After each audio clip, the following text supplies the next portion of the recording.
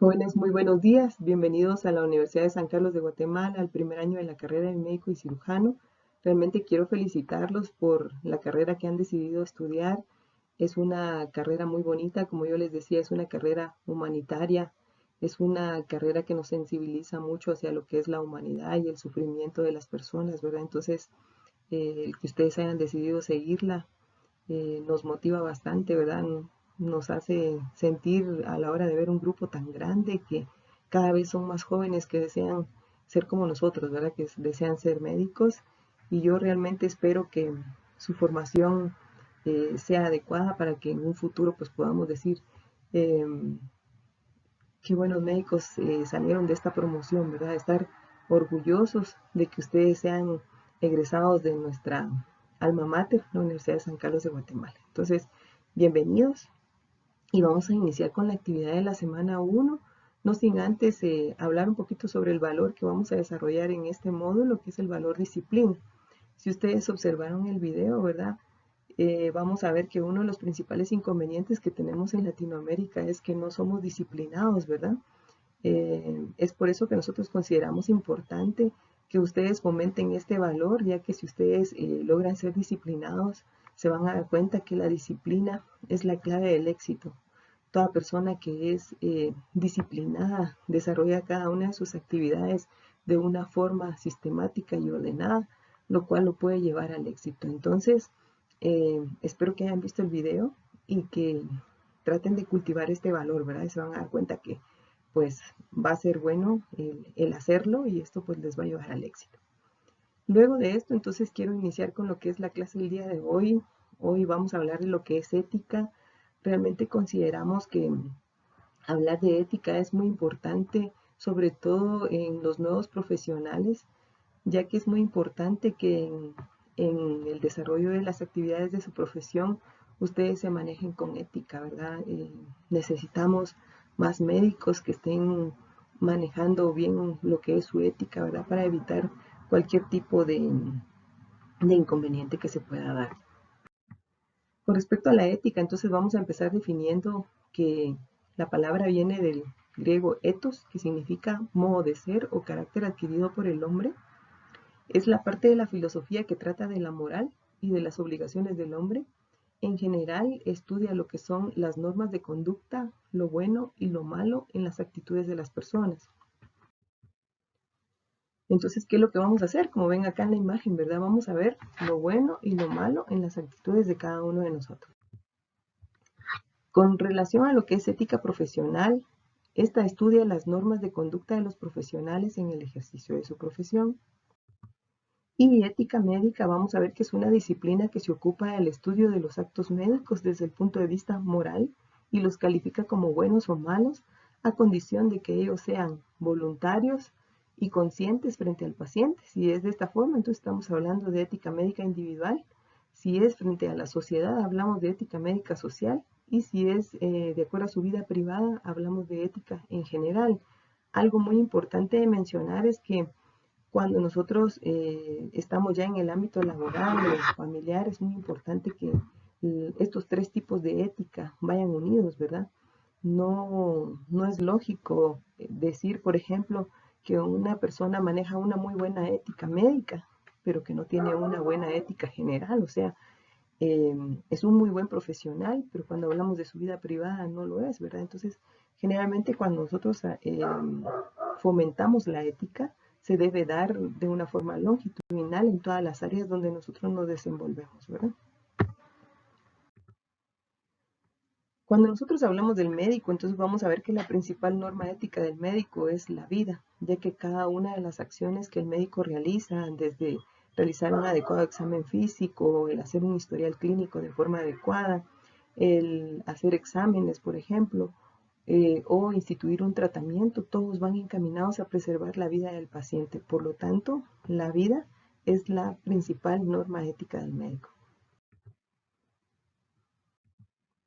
También la Constitución Política de la República, en su artículo tercero, dice: el Estado garantiza y protege la vida humana desde su concepción, así como la integridad y la seguridad de la persona. Esto quiere decir que también el Estado está obligado a darnos seguridad a darnos acceso a los servicios de salud para garantizar que la vida de la persona esté protegida, desde que está en el vientre de su madre hasta que ya es una persona adulta. También la Declaración Universal de los Derechos Humanos dice todo individuo tiene derecho a la vida. Entonces, si se dan cuenta, no solo el médico, sino varias instituciones están enfocadas a preservar lo que es la vida de las personas. Cuando nosotros hablamos del Colegio de Médicos y Cirujanos, en sus estatutos, en su inciso primero, vamos a ver que dice que el Colegio de Médicos está obligado a promover y vigilar el ejercicio ético y eficiente de la profesión médica en beneficio de la colectividad. Además de eso, los colegiados están obligados a acatar, cumplir y fomentar el código deontológico. En la semana número 3, ustedes van a aprender con nosotros lo que es el código deontológico y ahí van a ver cada una de las normas, tanto morales como éticas, que están incluidas dentro del mismo. Y van a ver que cuando ustedes, por ejemplo, se gradúan, están obligados a acatar cada uno de los canones que están establecidos dentro del código deontológico. ¿Por qué? Porque si usted no lo hace, entonces puede tener una sanción que se le conoce como una sanción ética, la cual puede estar promovida por lo que es el Tribunal de Honor del Colegio de Médicos y Cirujanos. Entonces, esto se los voy a explicar ahorita.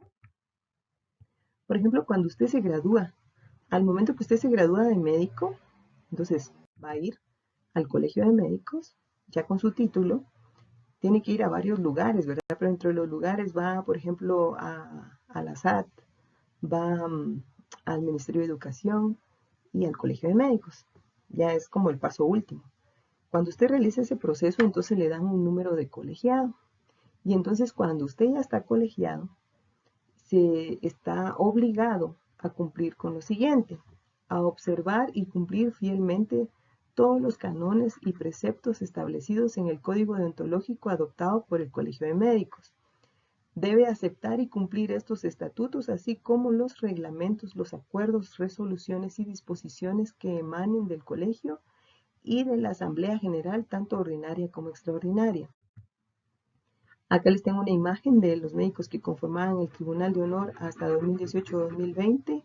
No les puse foto del 21 porque aún no está disponible con el nuevo Tribunal de Honor. Dentro de las atribuciones que tiene el Tribunal de Honor están las siguientes.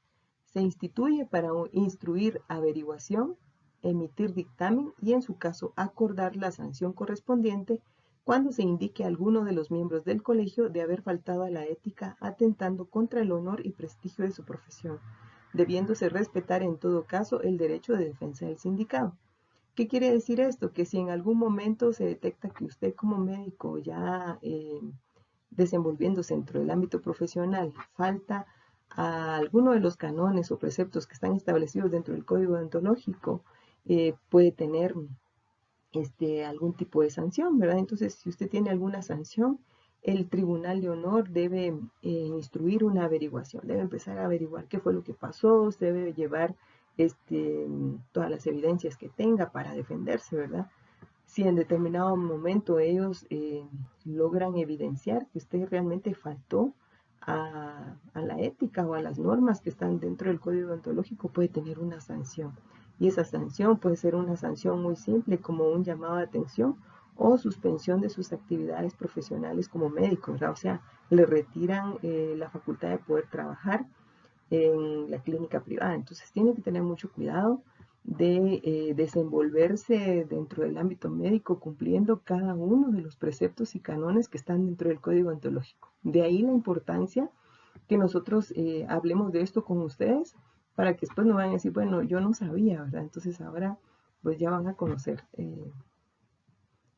qué situaciones hay, ¿verdad? Entonces dice que en toda actuación el médico debe hacer lo correcto y lo establecido por los cánones morales, culturales y sociales. Por ejemplo, dentro de algunas cánones vamos a encontrar que el médico no debe competir deslealmente haciendo quedar mal a otro colega, boicotear la clientela, presumir de mejores tratamientos desvalorizando los que otros han dejado, desechar tratamientos que ya se instituyeron y sustituirlos por otros de igual y semejante acción solo por ganar prestigio, ¿verdad? Entonces, por ejemplo, el Código Ontológico en su artículo 12 dice: el médico que atienda en su consultorio a un paciente que llegue espontáneamente, pero que está siendo visto por otro colega, debe de abstenerse de emitir gestos o comentarios que pongan en mal predicado la reputación del colega.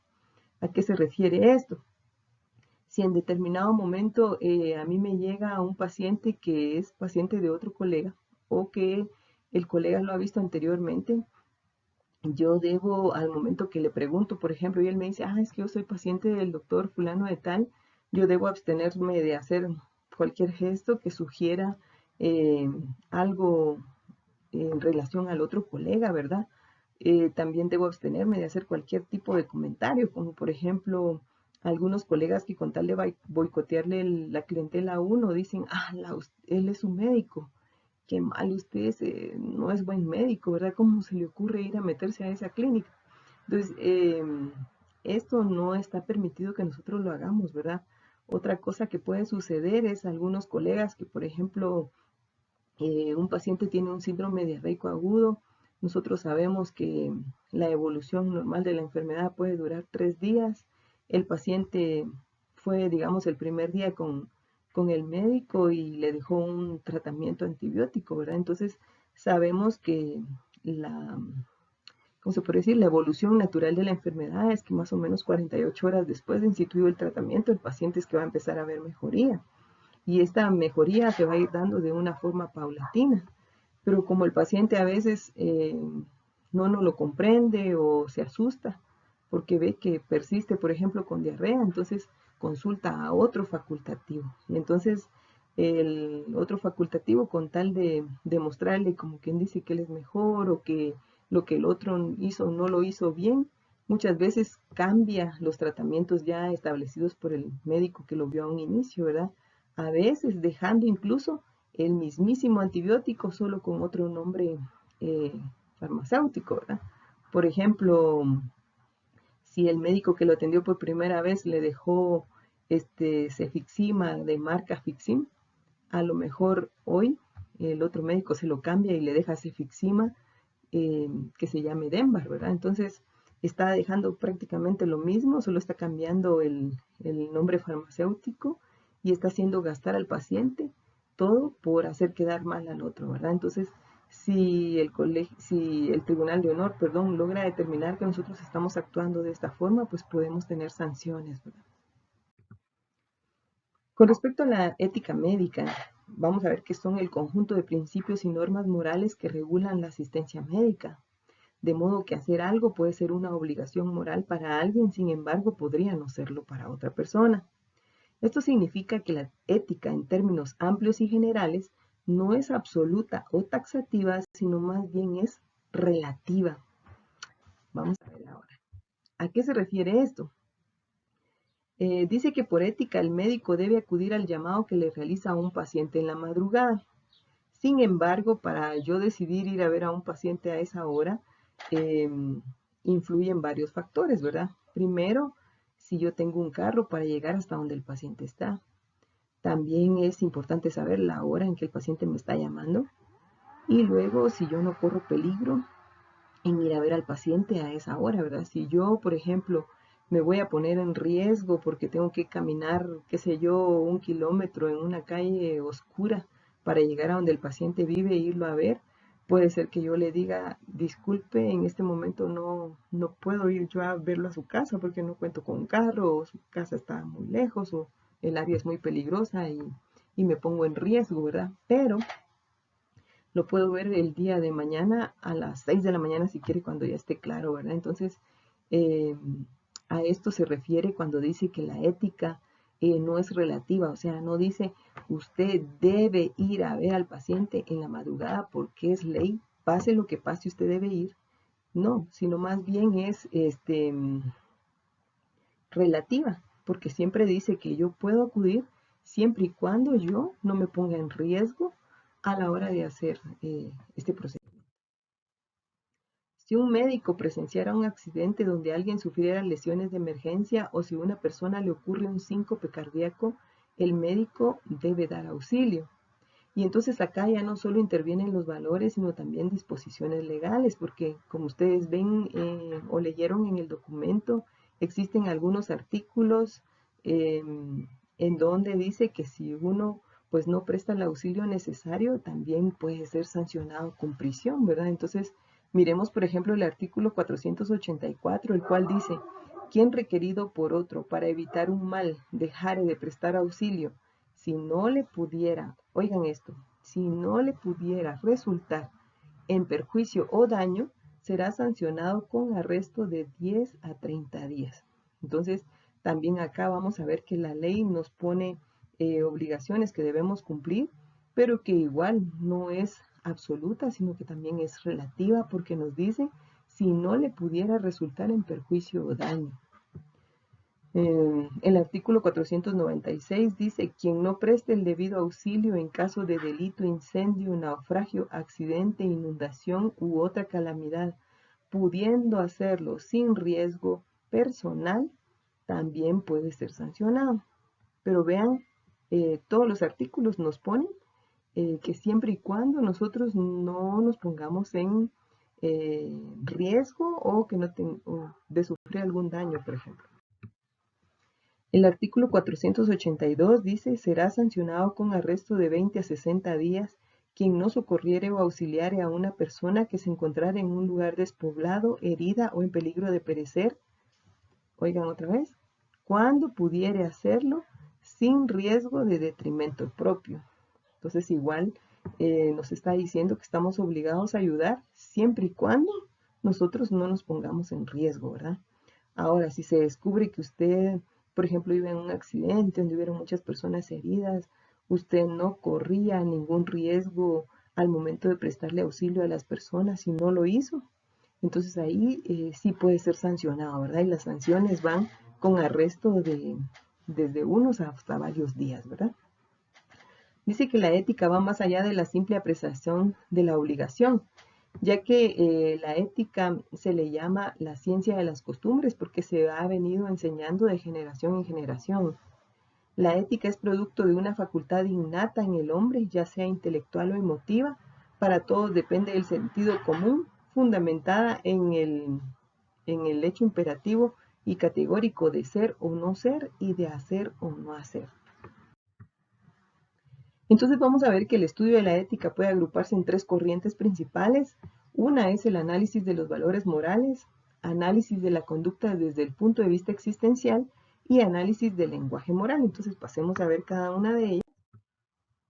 Entonces vamos a ver que con respecto al análisis de los valores morales, es muy importante que empecemos hablando primero de lo que son las obligaciones. Las obligaciones son todas aquellas que el hombre debe realizar de una forma diligente y disciplinadamente con el fin de desenvolverse con decoro dentro de un grupo social, cultural, religioso y político determinado. ¿Por qué es importante que nosotros definamos qué es una obligación? Porque cuando nosotros hablamos de valores, vamos a ver que los valores son todas aquellas obligaciones que se nos han impuesto por herencia familiar, por la escuela y por la sociedad. Y dentro de esto, pues vamos a ver algunos ejemplos, ¿verdad? Vemos, por ejemplo, que en cada área donde nosotros nos desenvolvemos se manejan reglas. Por ejemplo, cuando nosotros estábamos en la semana de orientación, les dábamos a ustedes cuál era el normativo del curso, por ejemplo, o sea, cuáles son las reglas de conducta que nos rigen. Luego también veíamos que el grado, primer año, tiene sus propias reglas de comportamiento, ¿verdad? Cuando ustedes están en su casa, también sus padres les imponen reglas de comportamiento dentro de su casa, ¿verdad? Entonces, vamos a ver que en cada área donde nosotros nos desenvolvemos, cada una de ellas tiene sus obligaciones, las cuales se deben cumplir. Dentro de un ejemplo de las que manejan también reglas de comportamiento está la religión.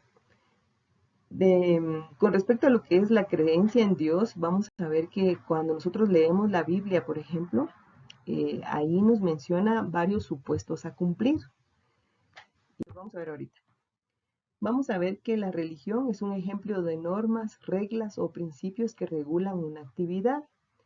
es un normativo ético el que tiene la religión, y es el conjunto de supuestos o hipótesis que carecen de consecuencias, pero que sin embargo nosotros debemos cumplir. Esto significa que contiene una variedad de indicativos de observancia obligatoria, pero que carece de sanciones. Un ejemplo de esto es lo que dice la Biblia cuando menciona, acuérdate del día de reposo para santificarlo. Y yo siempre les digo, en la Biblia dice que nosotros tenemos que tener un día en el cual nosotros debemos reposar. Cuando se refiere a santificarlo, quiere decir que es un momento en el que nosotros vamos a comer sano, vamos a disfrutar a la familia, vamos a tener una ducha así como más relajada, o sea, vamos a dedicarlo a santificarlo, ¿verdad? Y también debemos dedicarlo a Dios, ¿verdad? Es por eso que la mayor parte pues vamos a iglesia el domingo, ¿verdad? Que es el día que tenemos libre. Pero ¿qué pasa con respecto a lo que es la religión? Nos pone reglas, pero no nos pone sanciones, ¿verdad? Esa es la diferencia que tiene. Generalmente las sanciones que tiene son sanciones de tipo moral, ¿verdad? Eh, por ejemplo, no dijo Dios en la Biblia, aquel que no dedique un día para hacer reposo, le va a caer un rayo y lo va a quemar. No, no dijo eso, ¿verdad? Ni va a suceder. O sea, eh, son únicamente de observancia obligatoria, pero no hay sanciones establecidas. A diferencia de esto, tenemos lo que es el Código Hammurabi. El Código Hammurabi fue creado en 1792 a 1750 a.C. en Babilonia, en el cual, pues, si ustedes ven la imagen, voy a ver acá mi, mi láser o mi puntero. Entonces, acá están escritos todas las reglas que habían en ese momento, y a la par de las reglas están las sanciones que se imponen. Entonces, uno de las normas que aparecen en el, en el Código Hammurabi, perdonen, es si un médico ha tratado a un hombre libre de una herida grave con la lanceta de bronce y ha hecho morir al hombre, o si ha abierto la nube del hombre con la lanceta de bronce y destruye el ojo del hombre, ya va a haber una sanción. ¿A qué se refiere esto?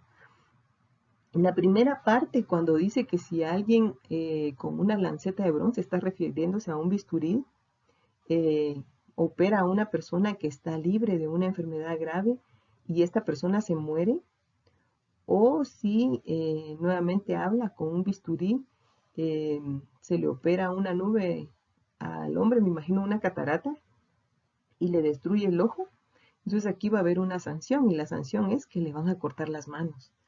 Entonces vean que a diferencia de la Biblia, en el Código Hammurabi aquí sí tenemos normas y sanciones si no se cumplen cada una de estas normas. Bueno, entonces vamos a decir que la ética es el estudio de las normas de conducta, lo bueno o lo malo de las actitudes de la persona. La ética generalmente ha sido una inspiración para la ley, ¿verdad? A veces han visto que hay personas que faltan a la ética, entonces dijeron,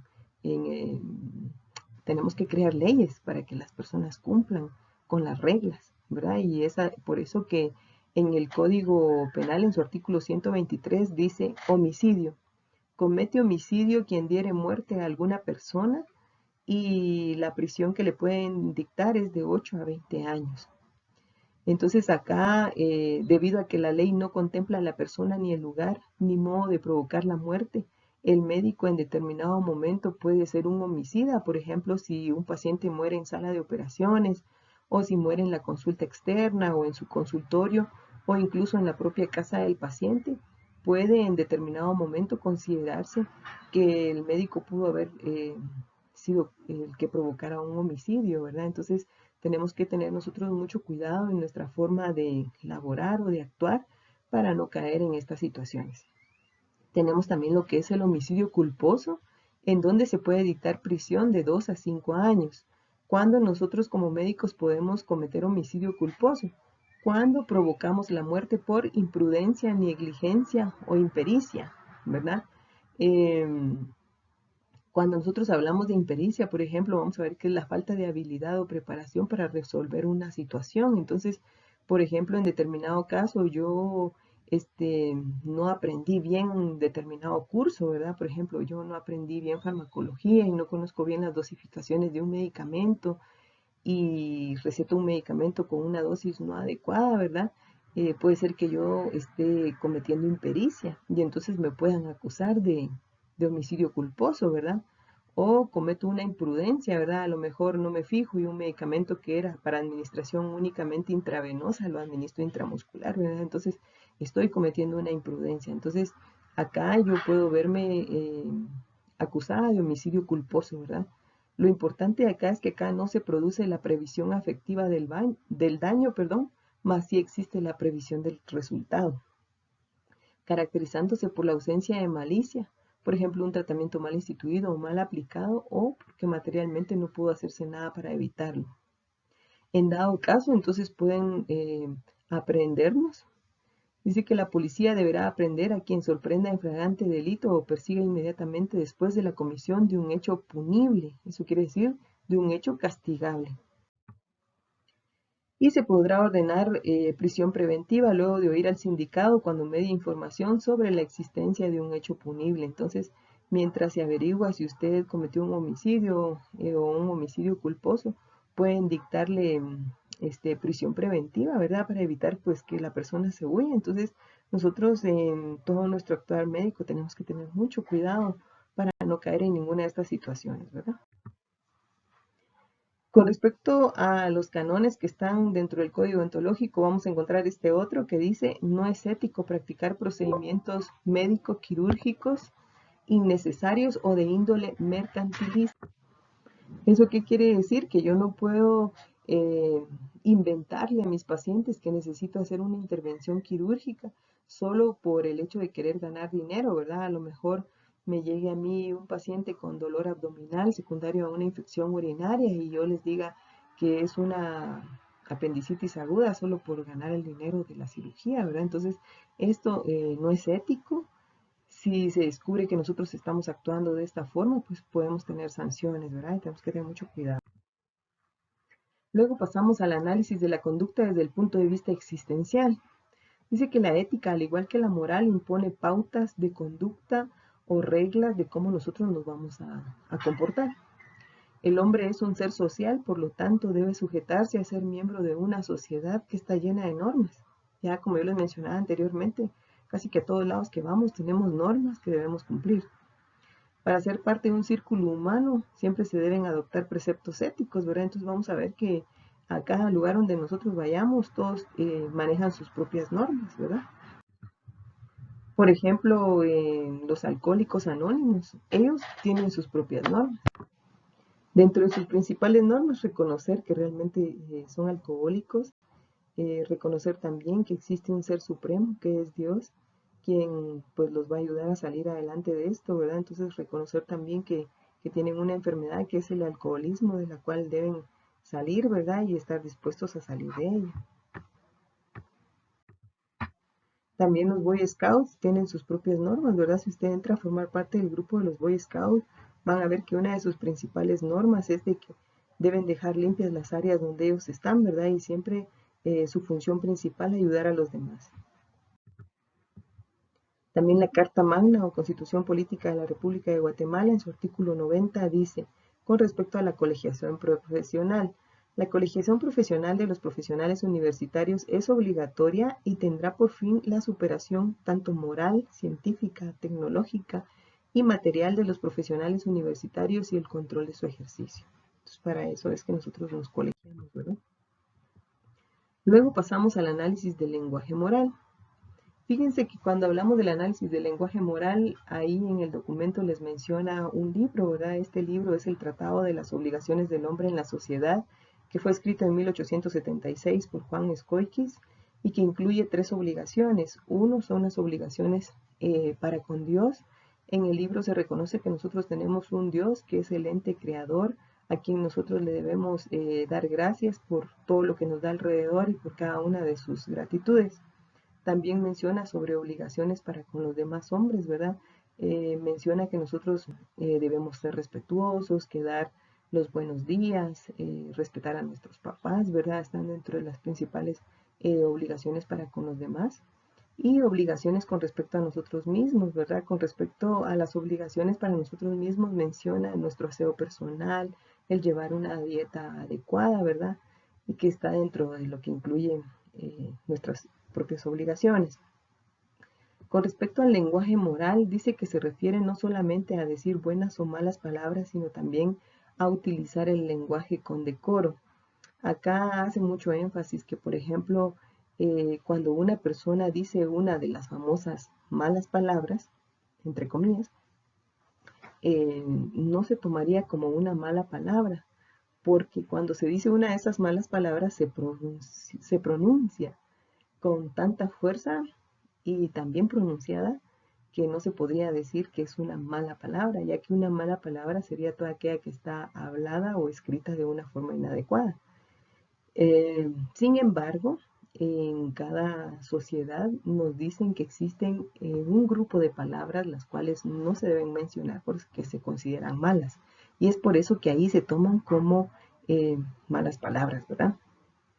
En el ámbito de la medicina, lo que se nos pide es que nosotros los médicos no utilicemos lenguaje médico, terminología médica para hablar con el paciente, ¿verdad? Ya que él no sabe cuál es el significado de esta terminología.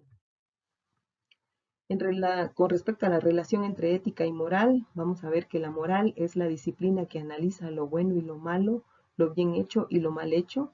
Lo que para alguien puede ser bueno, a lo mejor para otro no. Entonces no concierne al orden jurídico, sino al fuero interno. Vamos a ver que la moral va a venir más de nuestro fuero interno. Cuando entonces yo puedo faltar a mi moral, por ejemplo, si yo vengo y digo, voy en mi carro y de repente el semáforo se pone en rojo y yo veo que no viene nadie cerca y digo, bueno, todavía logro pasar, ¿verdad? Y me paso el semáforo en rojo y de repente a lo mejor se atraviesa un motorista que sí iba bien y ya que yo voy en esa fase digo, híjole, lo que hice estuvo re mal hecho, ¿verdad?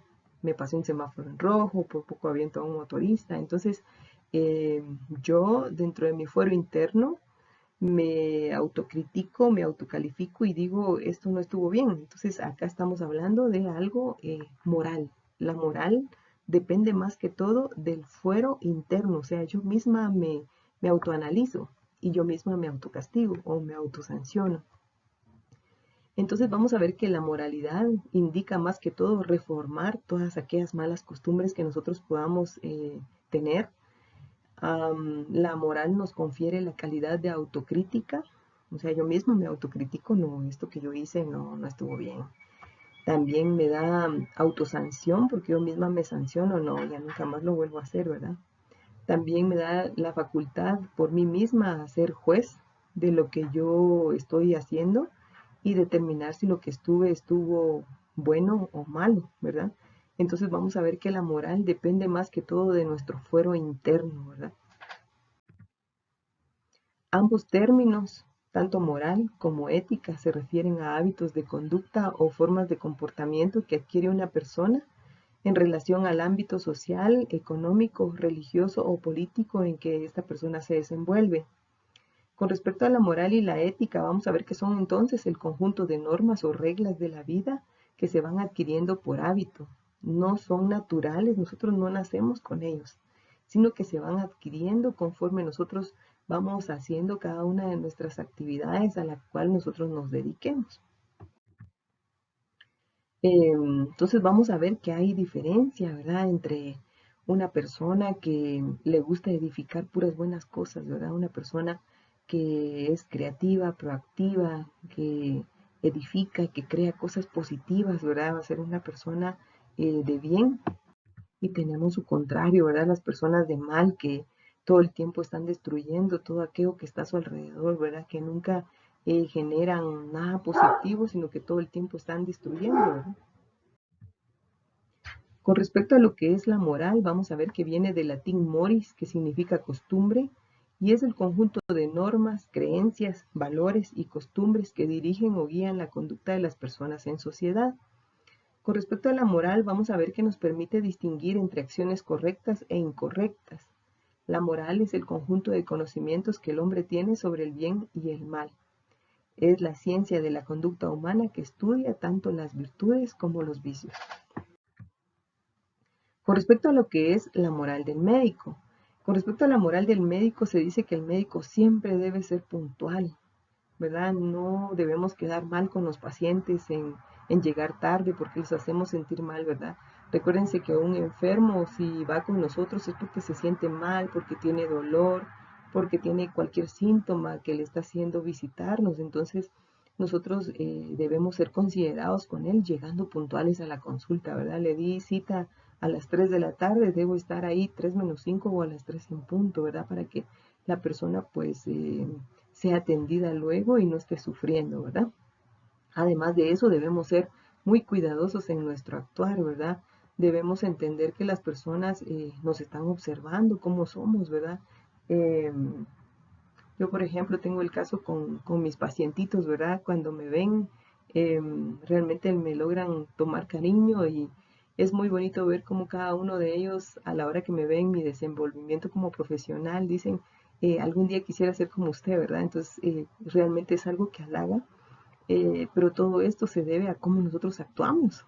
Si nosotros fuéramos malas personas, nadie va a querer ser como nosotros, ¿verdad? Entonces, tenemos que ser muy cuidadosos como nosotros actuamos como profesionales.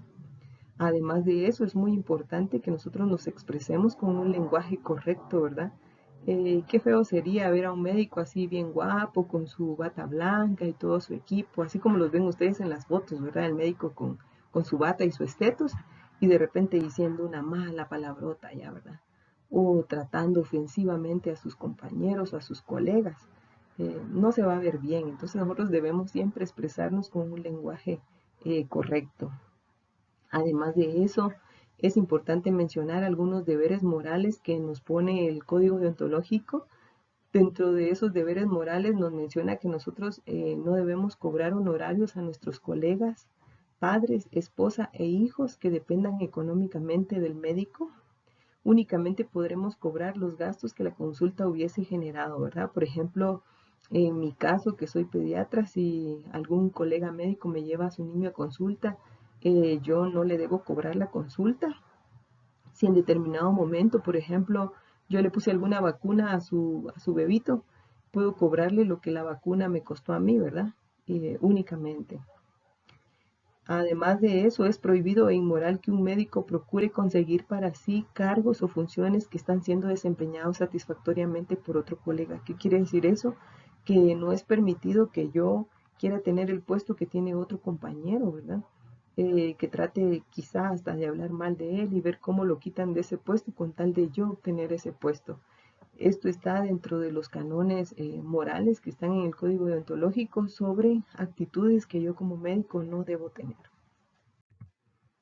También es indebido y sujeto a consideración del Tribunal de Honor aceptar un cargo desempeñado por otro colega que ha sido destituido y haber comprobado que su destitución fue sin causa justificada, salvo que se establezca que son puestos de confianza. Entonces, ¿a qué se refiere esto? Que yo, si en determinado caso le quitan el trabajo a un compañero eh, de una forma injusta, no es aceptable que yo tome ese puesto, ¿verdad? Yo debo rehusarme a obtener ese puesto, a menos que se trate de puestos de confianza, ¿verdad? Como ustedes saben, hay algunos puestos que son dados por confianza del gobierno, por ejemplo, los directores de los hospitales son puestos de confianza. Entonces, si en determinado momento el presidente, por ejemplo, quita a un director de un hospital, ahí sí puedo yo tomar su puesto porque es un puesto de confianza. También el aborto espontáneo o patológico es del dominio exclusivo, perdón, del ginecobstetra como entidad nosológica y definida que es, o sea, ellos son los que están encargados de poder atender los abortos espontáneos. Y si en determinado momento yo soy ginecobstetra y atiendo un aborto espontáneo, no tengo ningún tipo de implicación médico-legal con esa atención, ¿verdad? Porque fue un aborto espontáneo. Sin embargo, si yo como médico participo en un aborto voluntario, provocado, criminal o lícito, entonces acá sí ya voy a ser sancionada conforme a lo instituido, no solo por el Código Penal, sino también por el médico, que sería el Código Deontológico. según la naturaleza y las circunstancias que priven en cada caso. Entonces, si ustedes se dan cuenta, el aborto, tanto voluntario, provocado, criminal, no está permitido que nosotros como médicos lo realicemos. En determinado momento, si yo cometiera algún aborto, puedo ir a la cárcel y también puedo tener sanciones por parte del Colegio de Médicos, ¿verdad? Como sería el que me quiten la licencia por un tiempo determinado para poder trabajar. Luego pasamos a lo que es el secreto profesional. Como ustedes saben, dentro del gremio médico nosotros estamos obligados a guardar lo que es el secreto profesional.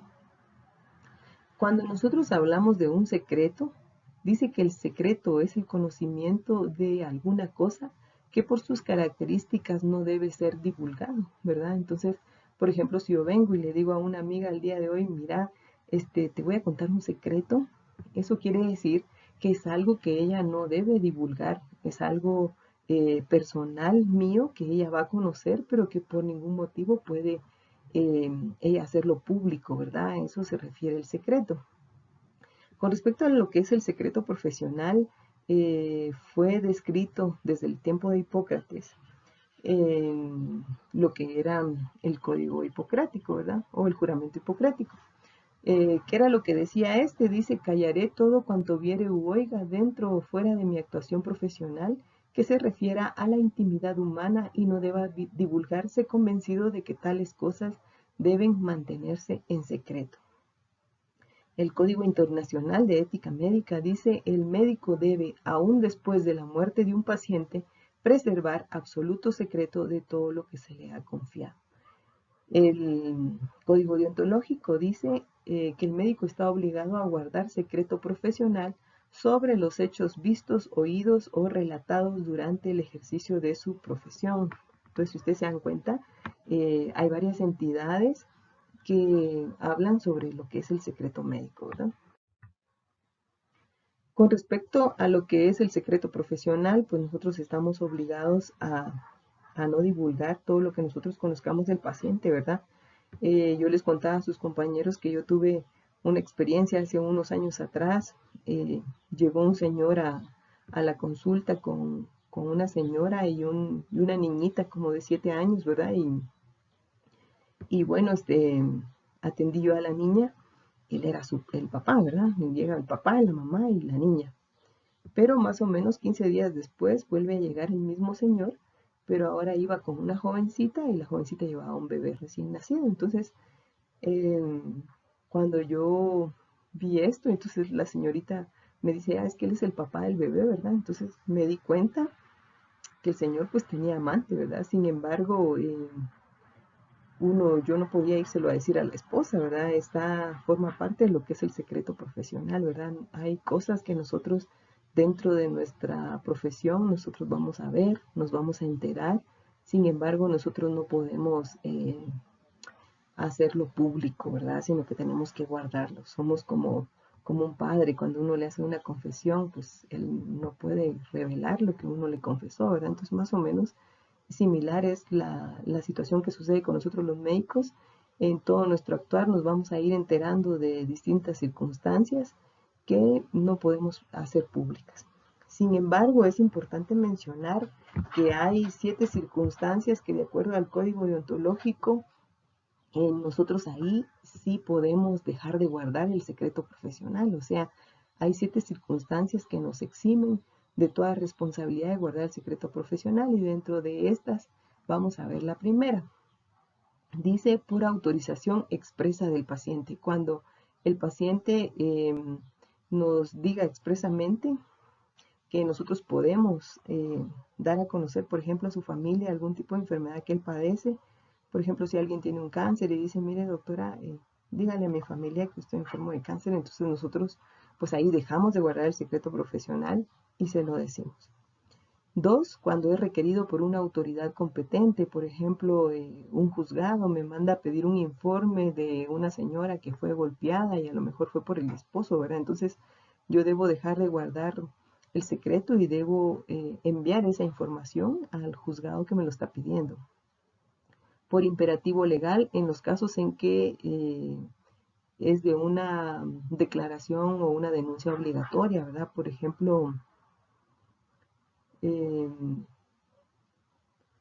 por imperativo legal en los casos en que es obligatoria la denuncia, por ejemplo, en este caso que yo les decía, ¿verdad? Cuando, por ejemplo, una persona es golpeada y de un juzgado me mandan a pedir un informe.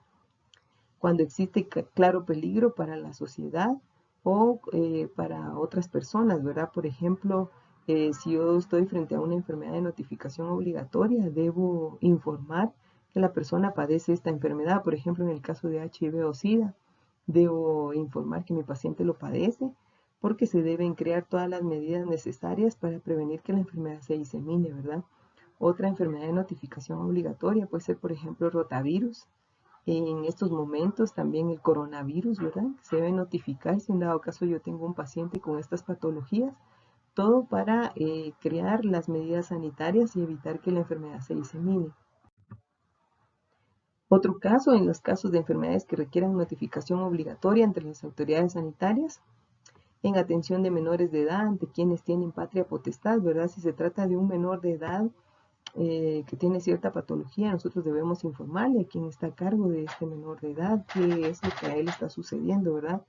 A nosotros en pediatría nos sucedió el otro día que llegó una emergencia a una niña de 11 años de edad que iba con un dolor abdominal severo.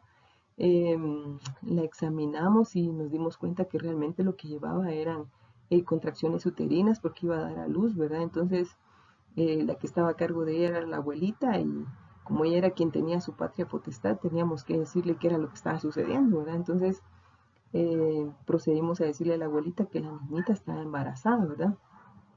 Ya se imaginarán ustedes el enojo de la señora, nos gritó de todo, nos dijo que éramos unos tontos por decir esto. Se le pidió que ella entrara junto con la niña a labor y partos y ella vio cuando nacía el bebé, ¿verdad? Y hasta ahí pues se dio cuenta que era real lo que nosotros les decíamos. Entonces, ¿a qué viene todo esto? A que cuando nosotros estamos en atención de menores de edad, siempre debemos dejar de guardar el secreto profesional ante quienes tienen su patria potestad, ¿verdad? Puede ser que sean los padres o alguna persona que esté a cargo de su cuidado. También cuando el médico se vea perjudicado por mantener el secreto profesional, ¿verdad? También en este caso, pues debe dejar de guardar el secreto profesional.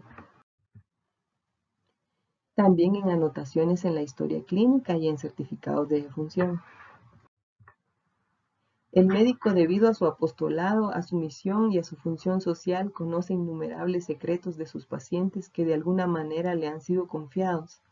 Han intuido la presencia de ellos o han probado a través del ejercicio de su profesión la existencia de los mismos. Esta vivencia del médico al practicar la medicina lo obliga a la discreción y transforma su personalidad cerrándola al ambiente. Es por ello que la personalidad del médico es hermética en muchas de sus facetas. Muy bien, jóvenes, entonces esta ha sido la clase de esta semana, toda la parte introductoria a lo que será la ética y la moral y todas las bases para que ustedes pues vayan conociendo ya cómo va a ser su desenvolvimiento como futuros profesionales de la medicina. Finalmente quiero decirles que si tienen alguna duda, pueden escribirme a mi correo que es endelsclinicas@cunoc.edu.gt, en donde yo gustosamente les estaré resolviendo cualquier duda que ustedes puedan presentar. Que tengan un buen día, cuídense.